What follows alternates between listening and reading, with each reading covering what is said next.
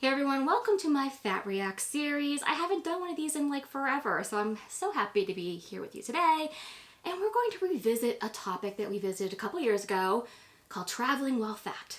It's just gotten so much attention recently that I just want to go back to it, because if you don't know this, when I first started this channel, I needed a seatbelt extender. I have now lost so much weight, I don't need a seatbelt extender anymore. And that when I got that gain, that non-scale gain, it was amazing. It was like the best thing ever. I'm like, oh my gosh, I feel like I've stepped into a new, plane of privilege. But yeah, I want to talk about this video that I saw recently where it was a woman talking about traveling low fat and are showing a video of such, and I wanted to react to it.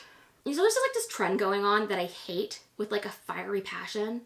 People are like, I'm from such and such. Of course I'm blah, blah, blah, right? I know you hate it too. It's probably the most annoying thing, and I don't know why people keep doing it. And that's what this video is. So come and hate it with me, if for no other reason other than that. I'm plus size and on a plane. Of course I can't fit the tray table now. I'm plus size and on a plane. Of course I'm gonna sit beside the smallest member of my family.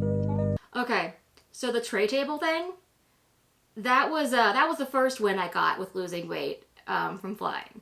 Because I remember the moment I sat on a plane after gaining the max amount of weight that I've ever gained, and went to put the tray table down so I could get my food, couldn't fit it down. And I was just like, oh my God, I hadn't flown in so long. I didn't realize that it happened. I was struggling not to gain weight at that point, just due to my various diseases. And when that happened, I was just like, oh no, oh no, oh no. And so that was one of the instigators of where I really need to make a plan so I can lose weight. And I just held the food and I ate it. And I felt so bad because the flight attendant felt sorry for me. I know it's weird to feel bad because someone feels sorry for you, but that's basically what it was. And yeah, I was sitting next to the smallest member of my family who also was overweight. And I remember pre-weight loss, I went to my cousin's wedding in California and we flew into San Francisco. It was my mom, my dad, and I all stuck in economy, like three fatties sitting next to each other, and it was the worst, most crowded experience ever. And thankfully now if that were to happen, like I'm smaller, so much smaller now that where I could, I'm at least one pant size smaller, like a pant size and a half. Because I started off really big. I started off like the upper levels of 4X, and now I'm in the mid levels of a 3X. And if you know anything about female pant sizes, that is a huge gap. Okay, that is huge. It's like going from like a 26 to like almost like a 22-20. That's a lot of pant sizes, and it takes forever to get through it. Yeah. Anyways, it's not pleasant to fly while fat. And it was because of that experience in San Francisco, I was like, you know what? I don't think I'm ever going to fly for like a plane again without flying first class, especially while I'm overweight. And now it's funny because I did fly main cabin down to Florida last year, and I fit just fine, and I was like, oh my God, I'm like, even though I'm a 3X, I'm like sitting here and I'm like not even touching the people next to me. It's wonderful. And I was like, I still missed first class. So I have so many Sky Miles just because I put every single thing. I put like my property tax on my Delta credit card, and I'll just pay it off right away just so I can get the Sky Miles from that property tax. And so I will just buy the main cabin and I upgrade to first class every time that I can. I'm plus size and on a plane. Of course the armrest is digging me. That is the worst feeling ever. Like when you're sitting there and it is just, you can't move, especially in the aisle, because if you're fat, you typically want to sit in the aisle seat so you can just like lean away from the person next to you. And you still have this like armrest here digging into you, and it hurts so bad. And it doesn't, especially like, it depends on the type of plane too, because sometimes you'll get it where it's like a wall. And the walls are almost better than the bar with the gap in it, because at least it's going to hold you in equally.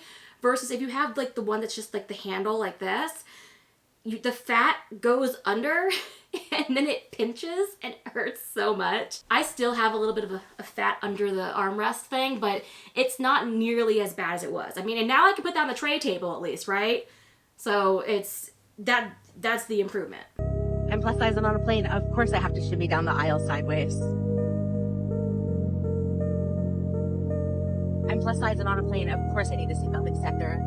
Like I said, that's a win there. I still kind of have to turn sideways when I'm going down the aisle, but the aisle is like really, really narrow anyways.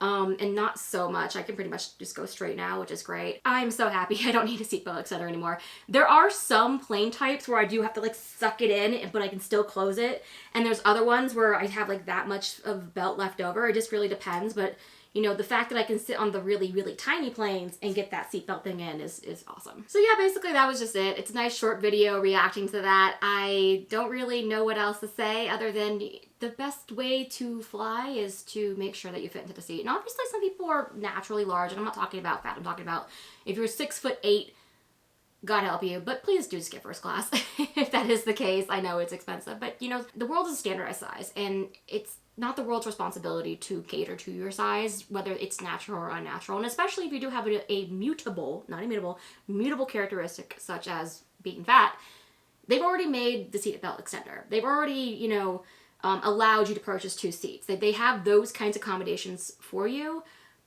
It may not seem fair, but that's what it is. I still like to fly first class because I just feel all fancy and I like the free, you know, alcohol and stuff like that.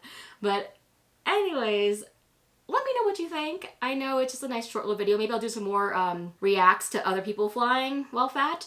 There seems to be so many of them out there. My goal in life is to be rich and comfortable enough to like fly in a bed to Singapore. That's what I want to do. I mean, I'm gonna have to need like, I'm gonna need the excess of tens of thousands of dollars to do that. Anyways, you guys have a great day and I'll see you later. Bye.